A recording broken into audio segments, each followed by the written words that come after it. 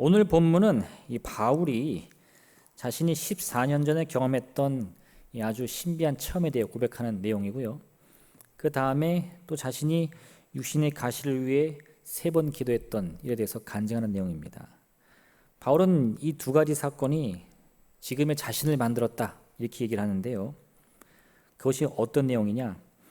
우리가 사실 바울이 말하는 이 셋째 하늘에 이끌려간 사건이 무엇이냐 정확히 알 수는 없습니다. 그런데 만약 우리가 이 성경에 나온 그대로를 이해한다면 바울이 경험했던 가장 큰 하나님 임재의 체험은 그가 처음으로 예수를 만났던 그 순간이라고 볼 수 있어요.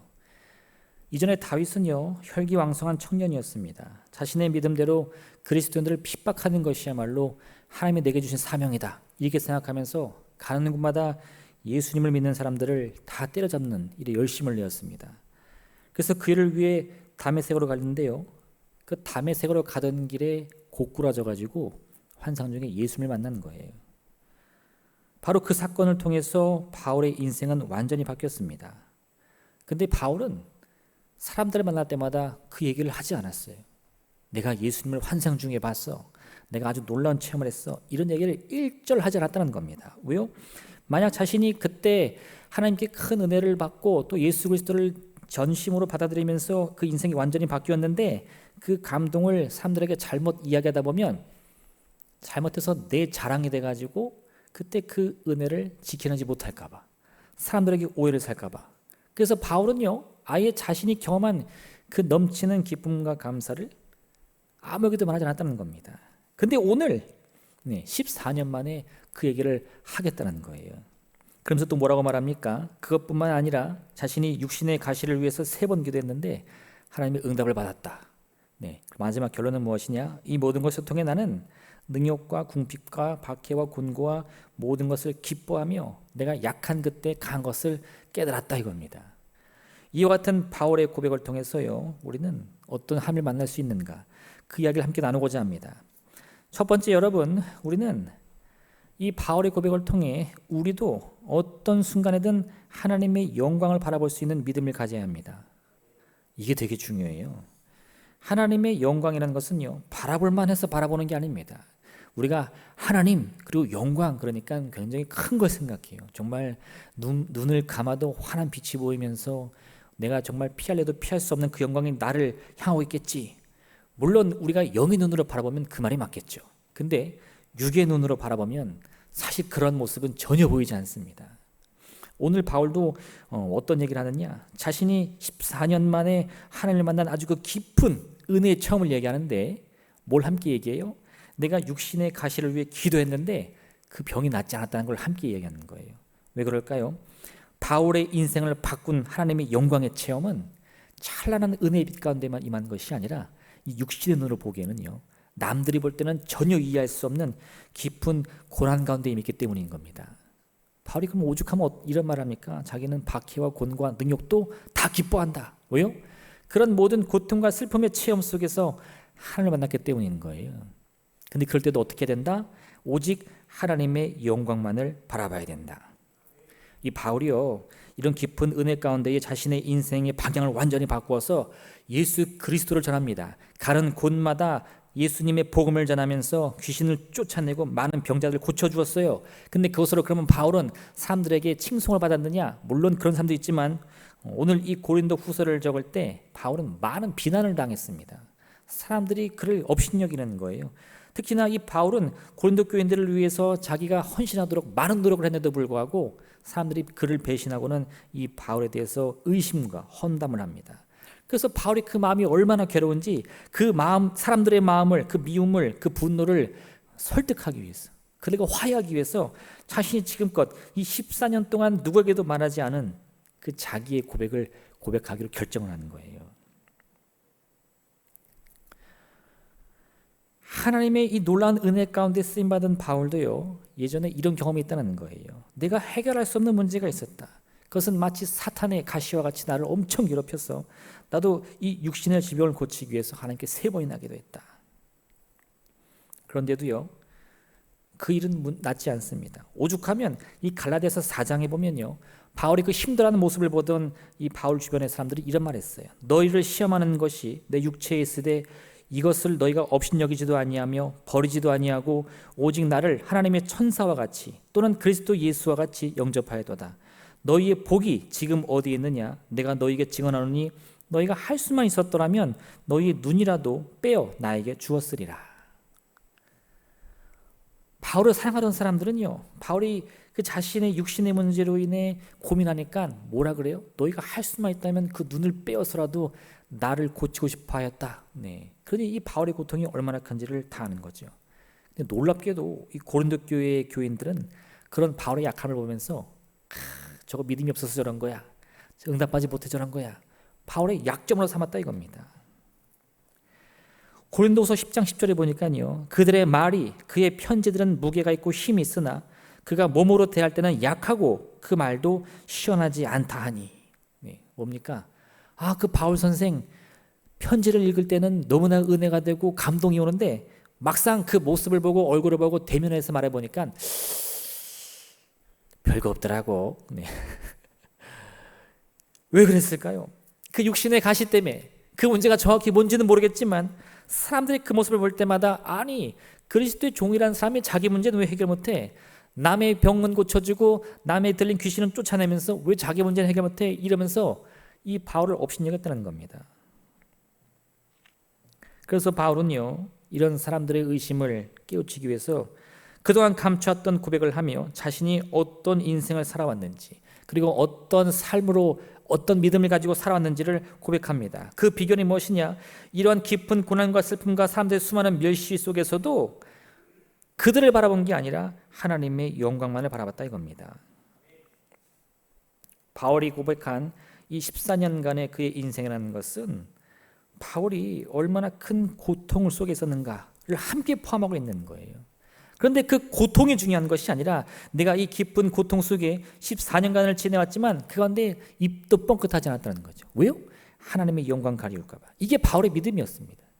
지금 이 순간에도요, 바울이 자신이 이 놀라운 고백을, 그 경험을 고백하는 이유는 다른 게 아닙니다. 나 대단한 사람이야, 너희가 날 오해했어, 이렇게 자기를 변호할 것이 아니라 자신의 약함이 오히려 하나님의 영광을 가리울까, 그 하나님의 영광을 위해서 고백한다 이겁니다. 이걸 왜 바울이 14년을 참았다고 지금 강조하는 거예요. 바울은요, 철저하게 하나님만 바라보고 달려온 겁니다. 그리고 자신의 그 같은 믿음이 자신을 비난하며 멸시하는 이 고린도 교회 교인들에게도 그 마음을 움직이는 힘이 되기를 바라는 거예요. 그런즉 너희가 먹든지 마시든지 무엇을 하든지 다 하나님의 영광을 위하여 하라. 사실 이 고백을 우리는 때로 오해해서 육신의 일은 다 갖다 버리고 영예만 생각하라 이렇게 생각하는데, 아니, 여기 초점은 뭐가 있냐?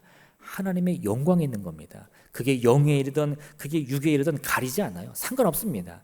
내가 먹는 것이든요, 내가 마시는 것이든 하나님의 영광을 위한 믿음이 있다면 그게 힘이 있다는 거예요. 바울이 믿은 건 바로 그 사실입니다. 하나님만 바란다는 것은 무엇입니까? 그것은 내 환경이나 조건에 따라서 하나님을 의지하는 것이 아니라 내 환경이 어떻게 변하든지 내가 가지고 있는 조건이 어떻게 요동치든지 상관없이 오늘 먹는 음식이 진수성찬이라 할지라도, 또 오늘 먹는 그 음식이 아무리 초라한 음식이라 할지라도 하나님의 영광을 향한 내 의지와 결단, 그 믿음은 흔들려서는 안 된다는 거예요. 심지어 이를 위해서 하나님의 영광을 위해 우리는 우리 자신의 삶을 한 걸음 뒤로 물러서야 할 수도 있다는 겁니다. 바울이 이것 때문에 자신의 그 육신의 가시를 이야기하는 거예요. 성경은 우리에게 이렇게 말하죠. 쟁기를 들고 뒤를 돌아보는 자는 하나님 나라에 이를 수 없다. 전진하라는 거예요. 그럼 우리는 왜 하나님의 영광을 위해서 한 발 뒤로 물러나야 됩니까? 이건 후퇴가 아닙니다. 뒤돌아보는 게 아니고 하나님의 영광을 위해서라면 앞으로 가던 걸음도 되돌릴 수 있어야 된다는 거예요. 나를 위해서 후퇴하는 것은 하나님 기뻐하시는 일이 절대 아니지만 하나님의 영광을 위해서라면 나의 바람과 나의 소망이 저 앞에 있다 할지라도 때로는 잠시 참고 뒤로 물러설 수 있는 용기도 가져야 된다는 거죠. 바울은 결국 자신의 육신의 가시를 치료받지 못합니다. 왜요? 하나님이 그에게 이와 같은 응답을 주셨어요. 내 은혜가 내게 족하도다. 하나님의 은혜가 나에게 족한가? 네, 바울이 얼마나 고민 많이 했을까요? 아니, 그 풍성한 은혜, 넘치는 은혜가 내게 임했다면 이까지 육신의 가시는 한 방에 해결되야 되는 것이 아닌가? 이렇게 생각하지 않았을까요? 근데 바울은 그것을 그와 같은 이유로 고민하는 것이 아니라 하나님의 은혜가 내게 족하다면 나는 능히 지금 이 순간에 한 걸음 물러날 수 있다. 이걸 고민하는 거예요. 오해하시면 안 됩니다. 한 걸음 물러나는 것이 내 자신을 위해서 하면 안 돼요. 두렵다고 해서, 근심 있다고 해서 물러나라는 얘기 절대 아닙니다. 기도하다가 이거 응답 못 받겠는데 하면 한 걸음 물러나라는 얘기가 절대 아니에요. 그건 나를 위해 물러나는 욕심입니다. 내 꿈과 소망을 위해서는 무조건 믿음이 갖고 전진해야 되는데, 하나님께서 때로 내게 기대하지도 못한 이와 같이 내 은혜가 내게 족하도다, 이건 한 걸음 물러나라는 거거든요. 내가 생각하지 않았던 그 응답을 내게 주셨다면 잠시 나의 꿈을 접어두고서라도 물러날 용기를 가지라는 거예요. 할렐루야. 이거 이해하십니까? 바울의 이 믿음을 여러분 잘 기억하셔야 돼요. 이 일보 후퇴의 목적이 무엇에 있습니까? 나의 영광이 아닙니다. 나의 응답이 아닙니다. 하나님의 영광인 거예요. 지금 바울의 모든 삶의 목적은 어디를 향하고 있느냐? 오직 하나님의 영광. 그것이 먹는 문제든 마시는 문제든 내 육신의 질병이 고침받는 문제든 무슨 제목이든 상관없습니다. 하나님이 그런 응답을 주셨다면 아멘 하고 한 걸음 뒤로 물러나는 거예요. 이게 뭐다? 이게 나의 삶을 하나님께 맡기며 오직 하나님의 영광을 위해 사는 삶이다, 이겁니다. 우리의 시선을 하나님께 집중하고 자신의 마음을 하나님께 더욱더 집중하여 점차 이 바울이 말한 하나님께로 향한 이 믿음을 여러분은 깨달으시길 부탁드립니다. 하나님의 놀라운 능력이라는 것은요, 우리의 약하고 초라한 모습을 통해서 더 밝게 빛날 수 있습니다. 우리는 이해할 수 없어요. 하나님, 내가 주님의 큰 일꾼이라면 나도 밝게 빛나야 하지 않겠습니까? 나도 큰 능력을 나타내야 되지 않겠습니까?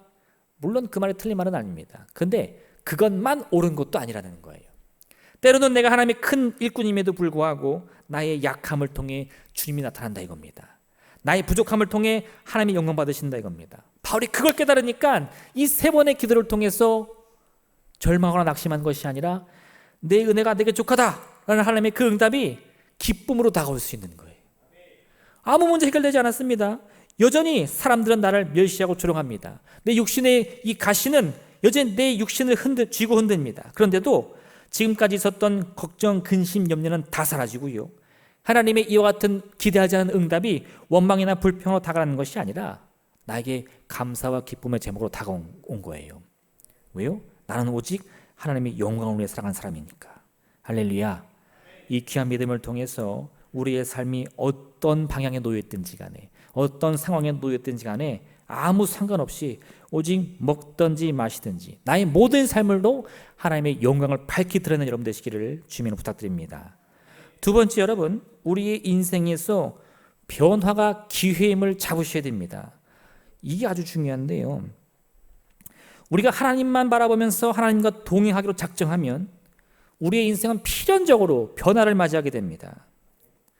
근데 이 변화가 기쁨과 감사로 다가오기도 하지만 그 변화 자체가 우리의 이 마음과 믿음을 흔드는 위기도 된다는 사실을 기억하셔야 돼요. 왜요? 우리 인간의 죄악된 본성으로 인해서 우리는 필연적으로 본능적으로 이 변화를 두려워하게 되어 있어요. 사실 우리 모두는 삶의 변화를 바라고 이 자리에 왔습니다. 그렇죠? 뭔가 변화를 기대하기 때문에 기도의 제목을 품고 십자가 앞에 나와서 나의 이 문제를 놓고 그 문제가 변화되기를 기대하는 거예요. 근데 막상 우리의 기도와 간구가 하나님께 응답되어서 변화의 조짐이 보이면 그것으로 인해 마냥 감사하며 기쁘지 않습니다. 그 변화 자체가 나에게 두려움으로 다가온다, 이거예요. 그러니까 이 마음이 감사합니다 그러면 100% 감사고, 두렵습니다 그럼 100% 두려움이냐? 아니에요. 하나님께 기뻐하며 감사한데도 불구하고 내 마음속 한 구석에는 조금씩 이 변화에 대한 걱정과 근심과 두려움이 몰려온다, 이거예요.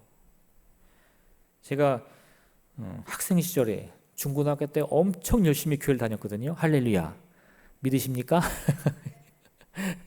공부는 다 때려치고 교회 다니는 일이 아주 열심히였어요. 처음에 제가 막 기도하고 막 교회 다닌다 했더니 저희 고모님들이 그 당시에 막 전도사님도 계시고 막 권사님도 계셨는데 엄청 좋아하세요. 야, 우리 조카가 이제 믿음이 생겼구나, 예수님의 자녀가 되었구나, 엄청 좋아하세요. 그런데 그게 1년, 2년 막 고등학교 가서 교육되니까 나중엔 그 권사님, 전도사님 찾아와서 뭐라는 줄 아세요? 아우, 야, 그래도 너 대학은 가야지. 뭐예요? 변화가 좋습니다. 아, 우리 조카가 하나님의 이 귀한 자녀로 거듭나니까 너무 행복하다. 근데 그 변화가 계속 찾아오니까요, 조금씩 두려움이 생겨요. 어떻게? 성적 떨어지는 거 아니야? 이러다가 학교 때려치는 거 아니야? 네. 그런 염려가 들어오더라 이 말입니다. 저도 깜짝 놀랐어요. 아니 그렇게 열심히 다니던 분들이 왜 저런 얘기를 할까? 네. 제가 나이 들어보니까 그게 알겠어요. 왜요? 변화는 그 자체로 기회이지만 또한 우리에게 두려움도 가져오더라. 네. 우리 와이프가 처음으로 저에게 그 우리 첫째 아이 임신 소식을 전했을 때 너무 행복합니다. 기다리던 아이였어요. 3년 만에 찾아온 귀한 생명입니다. 마냥 행복했을까요? 아유, 이게 태어나면 이제 어떻게 먹여 살리지? 어디서 살지? 잘 클까? 막 걱정, 근심, 염려가 몰려오는 거예요.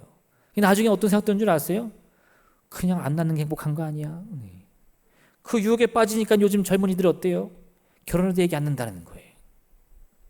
여러분, 우리가 변화를 바라며 기도하지만요, 그 간절한 믿음을 통해서 응답이 내게 떨어지는 순간 그 변화 자체가 나에게는 온전한 기쁨이며 감사한 것을 믿음으로 붙들어야 돼요. 응답 받았다고 다 끝나는 게 아닙니다.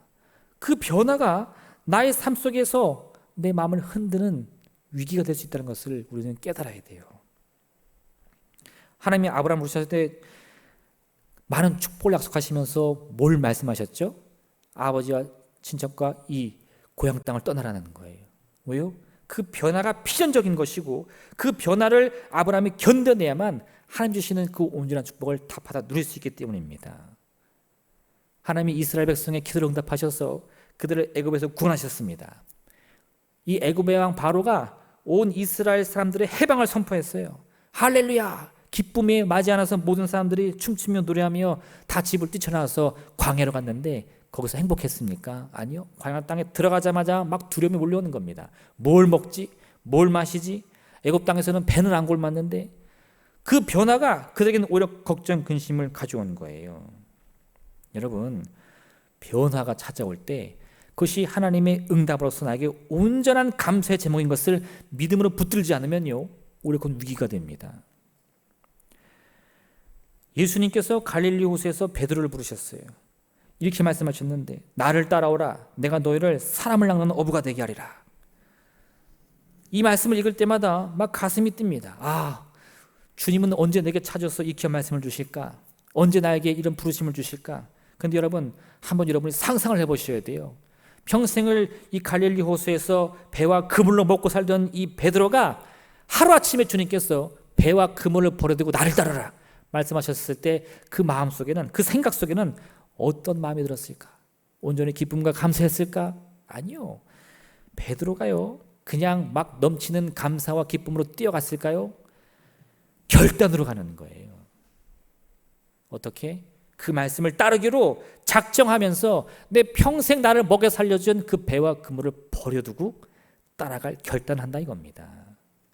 변화를 붙들 믿음의 결단으로 간 베드로를 여러분은 결코 잊으셔서는 안 된다는 겁니다. 한 번은 예수님의 제자 중 한 명은요, 예수님의 부르심을 받고서는 이렇게 말했어요. 자신의 아버지가 얼마 전에 돌아가셨으니까 먼저 그 아버지를 장사 지내고 와서 주님을 따르게 하소서. 그때 예수님이 뭐라고 말씀하셨는지 아세요? 죽은 자들이 그들의 죽은 자들을 장사하게 하고 너는 나를 따르라. 아버지가 돌아가셨는데 그것도 허락하지 않고요, 당장 따르라는 겁니다. 왜요? 주님의 응답으로 찾아온 변화는 그만큼 흔들림 없이 나아가야 된다는 겁니다. 뒤돌아보지 말고 그 앞을 향해 나아가야 된다는 거예요. 왜요? 그렇지 않고 한 번 뒤돌아보기 시작하면, 두 번 뒤돌아보기 시작하면 그 변화가 무거운 짐이 돼서 내 마음을 요동치게 흔들기 때문이라는 겁니다. 아우, 이거 주님 따라가다가 뭐 먹고 살지?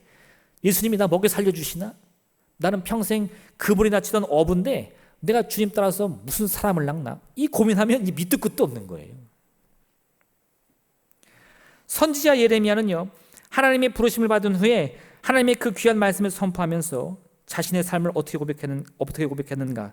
예레미야 20장 7절 말씀 보니까 여호와여, 주께서 나를 권유하심으로 내가 그 권유를 받았사오며 주께서 나보다 강하사 이기셨으므로 내가 조롱거리가 되니 사람마다 종일토록 나를 조롱하나이다. 예레미야의 아주 솔직한 고백인데요, 예레미야가 하나님께 부름받아서 그 귀한 말씀을 선포했는데 그 삶이 그러면 기대한 만큼 평안해지고 행복을 가득했느냐? 아니요. 주님의 말씀을 따르면 따를수록 사람들의 조롱소리만 더 높아졌다는 겁니다. 여기서 예레미야가 흔들렸다면 그는 요나처럼 도망가는 거예요. 하나님이 가라는 이 니네로 가는 게 아니라 다시스로 도망가고 마는 겁니다. 예레미야는 근데요, 이 예레미야 선지자의 별명이 뭐냐? 눈물의 선지자인데 왜 그랬을까요? 이 사람들의 조롱소리에 마음이 무너지고 괴로우면서도 눈물을 흘리며 씨를 뿌리러 나가는 거예요. 할렐루야. 그 변화가 마냥 행복했던 것이 아닙니다. 마냥 감사했던 게 아니에요. 너무나 괴롭고 힘이 들었어요. 무거운 짐처럼 느껴졌는데도 눈물로 기도하며 앞으로 나아갔더니 결국은 하나님의 뜻을 온전히 이루는 이 선지자 예레미야의 삶을 살았다 이겁니다. 이 삶의 변화를 기억하시오. 때로는 그 변화가 나에게 눈물로 다가올 수 있구나, 괴로움으로 다가올 수 있구나, 나의 마음을 흔들리는 미혹이 될 수도 있구나. 그러나 나는 어떻게 영원히 하나님의 영광만 바라보며 그 변화를 기회로 잡아야겠다. 기도할 때마다 이 믿음 가지고 기도해야 된다 이겁니다. 내가 바라는 그 응답의 삶이 때로는 나의 이 삶을 뿌리치 흔드는 미혹의 영이 될 수도 있지만 믿음으로 흔들려서는 안 된다는 거예요. 그래야 이 아브라함처럼 또 이 애굽을 나온 이스라엘 백성들처럼 결국은 유혹에 넘어지지 않고 끝까지 하나님이 원하시는 그 약속의 땅에 들어가서 주님 주시는 그 온전한 축복을 누릴 수 있기 때문입니다. 바울은 자신의 신앙이 놀라운 변화를 통해 이루어졌다고 고백합니다. 그 변화는 바울의 힘으로 이룰 수 있었던 게 아니에요. 바울이 노력한 삶은 무엇이냐? 그리스도인들을 잡아놓는 거였습니다. 근데요, 하나님이 그의 삶을 완전히 바꿔놓으셨어요. 180도 돌려놓으셨습니다. 마치 우리가 차를 타고 가다가 이게 차를 쭉 타고 가면요, 앞으로 쭉 달리다가 길을 잘못 들었어요. 이 길이 아닌데 저기서 꺾었어야 되는데 그럼 그 다음에 어떻게 해야 돼요? 유턴해야 되잖아요. 유턴. 네. 빨리 차를 돌려야지. 완전히 180도 돌려야 되는데 바울의 인생이 그와 같이 차를 돌리듯 유턴의 인생을 살았던 겁니다. 그 놀라운 변화는 바울이 기대했던 것이 아니에요. 근데 갑자기 그를 찾아왔어요. 근데 바울은 그것을 온전히 감사함으로 감당하고자 결심합니다. 내 은혜가 내게 족하다. 이것은요, 바울에게 놀라운 변화였어요. 그리고 그는 이 변화를 낙심으로 받은 것이 아니라 감사함으로 받습니다. 왜요? 이는 내 능력이 약한 데서 온전해짐이라. 이 하나님의 놀라운 응답이 그의 삶의 변화를 감사로 또 이 평안으로 바꿔놨다는 것을 확신했기 때문인 거죠. 이 귀한 응답을 통해서 바울은 그 인생이 바뀌었습니다. 어떻게 해요? 환경이 바뀐 게 아닙니다. 육신이 바뀐 게 아니에요. 그의 생각이 바뀌었습니다. 왜 나에게 육신의 가시가 들어왔는가? 왜 내가 이 고통 속에 살아야 되는가? 그 전까지는 그게 궁금했습니다. 근데 이제는 궁금하지 않아요. 왜요? 나의 육신의 가시는 나를 망하게 하는 절망의 가시가 아니라 나의 약함을 통해 하나님의 더 큰 영광을 나타나게 하는 하나님의 귀한 도구다. 이걸 깨닫기 때문인 거죠. 환경이 변하지 않으면요, 자신을 변화시켜서라도 하나님의 영광을 따르기로 하는 그 믿음, 여러분, 그것이 변화를 맞이하는 우리의 자세여야 할 줄로 믿습니다. 변화라는 것은 내가 꼭 생각한 대로만 다가오는 게 아니에요. 때로 하나님이 주시는 놀라운 변화는요, 내가 전혀 기대하지 못한 혹은 내가 절대 원하지 않은 변화일 수 있습니다. 어떻게 해요? 너는 가서 니느웨로 가서 나의 말을 전하라. 이건 요나가 원한 변화가 아니었어요. 그런데도 불구하고 그 말을 따르는 것이 이 변화를 기회로 바꾸는 믿음이며 나의 삶을 행복으로 만드는 주의 귀한 은혜인 것을 꼭 기억하시길 부탁드립니다. 오늘 우리는 하나님의 놀라운 응답을 원하여 이 자리에 온 줄로 믿습니다. 근데 그 응답의 변화라는 것은 때론 내가 믿음으로 감당해야 할 너무나 큰 변화입니다. 근데 여러분, 그것조차 하나님의 은혜인 것을 고백할 수 있어야 돼요. 그래야 우리는 하나님이 주시는 모든 응답이 나에게 가장 좋은 것임을 깨닫게 되는 것입니다. 마지막 세 번째, 그래서 하나님의 응답이라는 것은 때로 고통 속에서만 다가오는 은혜가 있습니다. 하나님만 바라는 믿음을 통해서 변화를 체험할 때 우리는 필연적으로 고통 속에 놓이게 됨을 기억해야 됩니다. 왜요? 변화라는 것은 꼭 내가 마음에 쏙 드는 변화만은 아니기 때문인 거죠. 그런데 그럼 왜 그런 고통을 통한 변화가 찾아오느냐? 그 고통 속에서만 깨달을 수 있는 하나님의 은혜가 있기 때문인 거죠. 우리 흔히 이런 말 하죠. 쇠는 두드릴수록 단단해진다. 무슨 말입니까? 아무것도 아닌 이 철광석이요, 뜨거운 불에 넣어가지고 이 단단한 망치로 열심히 두드리면 그 철광 속에 있던 불순물이 다 빠지고 이 철이 뜨거웠다가 때렸다가 뜨거웠다가 때렸다가 이럴수록 점점 단단해진다는 거예요. 철광석 그 자체는 아무 의미가 없을지 모르겠지만 그것을 불구덩이에 넣었다가 차가운 물에 식혔다가 또 쇠망치로 두드렸다가 그런 일들을 수십 번 수백 번씩 반복하면 사람들이 너무나 원하는 이 작품이 태어난다는 거죠. 우리 인생도 마찬가지입니다. 못난 인생이 단단한 인생으로 거듭나기 위해서는 때로는 이 고난과 실패 반복되는 과정이 다가올 수밖에 없는 거예요.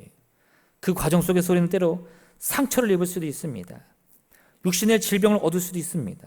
그것 때문에 때로는 우리 마음이 절망으로, 때로는 낙심으로 다가가기도 하지만요, 그 모든 과정이 끝나면 이 대장장이가 원하는 아름다운 작품이 완성되는 거예요. 하나님이 우리를 죽음에 내몰기 위해서 이런 고난을 주시는 것이 아닙니다. 하나님의 작품으로 만들기 위해서 우리를 단련하시는 거예요. 오늘 이 자리에서 지난날 내 자신의 마음과 생각이 성장하고 거대한 변화 앞에서도 당당히 길을 잡을 수 있었던 이유를 한번 떠올려 보시기 바랍니다. 그 순간은 언제입니까? 내가 씻을 수 없는 상처를 얻었음에도 불구하고 그것으로는 넘어지지 않고 다시금 주님의 품에 돌아올 수 있었던 이유, 그 상황을 생각해 보세요. 수많은 고난이 있었을 겁니다. 아픔이 있었을 겁니다. 그러니 내 마음이, 내 육신이 수많은 상처로 인해서 피를 흘렸을 거예요. 그런데 그것이 나를 무너뜨리지 못했습니다. 나를 절망에 빠뜨리지 못했어요. 결국 나는 다시 일어섰고 승리했고 위로받았고 하나님께 감사했어요. 그리고 그 믿음 가운데 우리는 다시 이 자리에 서게 되는 것입니다. 왜요? 그 고난 중에서도 변하지 않는 하나님의 은혜를 깨닫고 고백했기 때문에. 지금도 우리 인생은 그러한 이 과정의 반복인 겁니다. 바울은요, 환상 가운데 예수님을 만났어요. 그 마음이 참으로 떨리고 기쁨과 감사의 고백으로 가득했는데 그 이후에 바울의 인생은 평탄하지만은 않았습니다. 오히려 그 예수님을 만나기 이전보다 그 이후의 삶은 더 깊은 고난으로 빠지는 삶이었던 거예요. 그럼에도 불구하고요, 이 바울의 입술에서는 정말 넘치는 기쁨과 감사의 고백이 끊이지 않습니다. 왜요? 이런 고난 속에서 느낄 수 있는 하나님의 은혜를 찾았기 때문인 거죠. 특히나 오늘 바울은요, 자신이 육신의 가시를 통해서 얻을 수 있었던 하나님의 영광을 고백합니다. 그 병은 고침받지 못했지만 더 이상 그것은 육신의 가시가 아닙니다. 왜요? 그 약함 속에서 하나님의 더 큰 강함을 함께 고백하며 감사할 수 있었기 때문에. 이제 바울은요, 이런 상황에서도 의심하지 않습니다. 하나님만 바라는 믿음을 갖게 되었어요. 자신의 부끄러운 것들, 자신의 연약한 것들이 오히려 하나님을 드러낼 수 있는 좋은 도구가 됨을 깨달았어요. 나는 질병을 갖고 있는 연약한 자지만 그럼에도 불구하고 하나님께 쓰임받는 위대한 종이다. 이게 바울의 변화된 인생인 거죠. 그러므로 내가 그리스도를 위하여 약한 것들과 능력과 궁핍과 박해와 곤고를 기뻐하노니 이는 내가 약한 그때의 강함이라. 이 한마디를 고백하기 위해 바울은 14년을 기다렸다 이 말입니다. 때로 고통과 은혜는 동전의 양면과 같이 서로 뗄래야 뗄 수 없는 존재와 같이 다가옵니다. 하나님의 깊은 은혜를 체험하기 위해서 우리는 때로는 고통 속으로 달려나갈 수 있는 용기도 가져야 되는 거예요. 오늘 바울이 우리의 그 비결을 알려주고 있습니다. 모세는 스스로 말을 할 줄 모르는 아이와 같은 사람이라고 자신을 낮췄습니다. 그런데 하나님은 그런 모세의 입술을 통해서 하나님의 말씀을 선포하게 하셨고, 모세가 입술을 열어 주의 말씀을 선포하면 이 애굽에 놀라운 역사가 일어났어요. 모세가 두 팔을 들고 하나님의 영광을 선포하자 그 거대한 홍해가 갈라졌습니다. 사람들이 보기에 사도 바울은 연약한 몸에 늘 어눌한 말로서 시원치 않게 느껴지는 사람이었어요. 그런데 그런 바울도 예수 그리스도의 이름을 의지하여 그 입술을 열면 귀신이 쫓겨나가고 병이 고침받는 기적이 일어났습니다. 하나님께서는 우리에게 고통을 그저 견뎌내라 말씀하지 않습니다. 우리가 고통 속에 있다면 그 고통을 극복할 방법을 찾으라 말씀하시고요, 그 고통이 극복 못할 그런 어려움이라면 그 고통 속에서 발견할 하나님의 은혜를 찾아라 이렇게 말씀하신다는 겁니다. 또한 하나님은요, 우리에게 내가 고난 가운데 있을 때 언제나 우리와 동행하신다고도 말씀하십니다.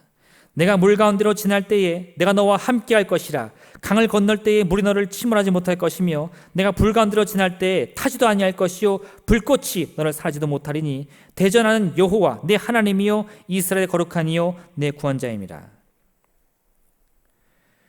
오늘 이 시간 우리는 우리 자신의 힘과 능력을 의지하여 이 자리에 온 것이 아닙니다. 우리는 오늘도 여전히 연약합니다. 오늘도 많은 문제를 가지고 있습니다. 오늘을 힘겨워하며 내가 감당 못할 무거운 짐을 가지고 이 자리에 나왔습니다. 그런데 하나님은요, 이런 우리 모두의 사정을 이미 알고 계셔요.